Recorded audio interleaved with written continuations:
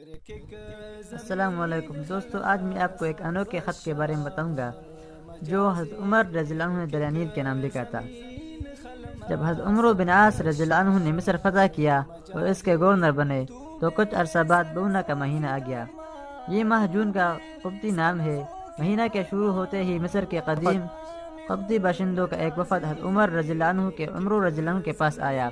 وہ کہنے لگا کہ جناب امیر، ہمارے دریا نیل کو ایک عادت ایسی پڑی ہوئی ہے کہ اگر اسے پورا نہ کیا جائے تو وہ چلنا بند ہو جاتا ہے۔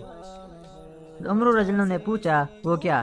کہنے لگے یہ عادت ہے کہ بونا کے مہینے کے 12 راتیں پوری ہو جاتی ہے تو ہم ایک نوجوان دوشیزہ کو تلاش کر لیتے ہیں اور ان کے والدین کو راضی کرتے ہیں اور اسے بہترین زیور اور کپڑوں سے آراستہ کر کے دریا نیل میں ڈال دیتے ہیں۔ اس کے بعد وہ خوب بہنے لگتا ہے۔ حضرت عمر رضی اللہ عنہ نے فرمایا اسلام میں ایسا نہیں ہو سکتا۔ اسلام تمام پچھلی جاہلانہ رسموں کو منہدم کرتا ہے۔ وفد یہ سن کر چلا گیا، لیکن ہوا واقعتاً یہی کہ بونا، جون، ابیب، جولائی اور مصری اگست تینوں مہینے گزر گئے اور دریا نیل خشک پڑا رہا، یہاں تک کہ لوگ وہاں سے دوسرے مقامات کی طرف جانے کا ارادہ کرنے لگے۔ حضرت عمر رضی اللہ عنہ نے یہ دیکھا تو حضرت عمر رضی اللہ عنہ کو خط لکھ کر مشورہ طلب کیا۔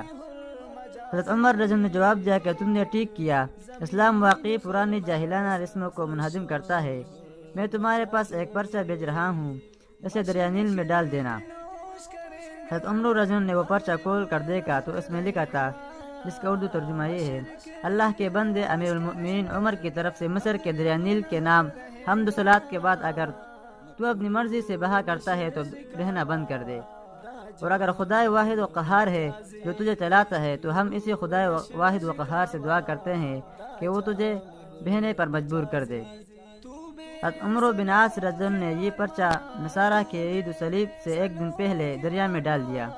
مصر کے باشندے وہاں سے بھاگنے کی پوری تیاریاں کر چکے تھے، اس لیے کہ ان کی زندگی کا دار و مدار دریا نیل کے پانی پر تھا۔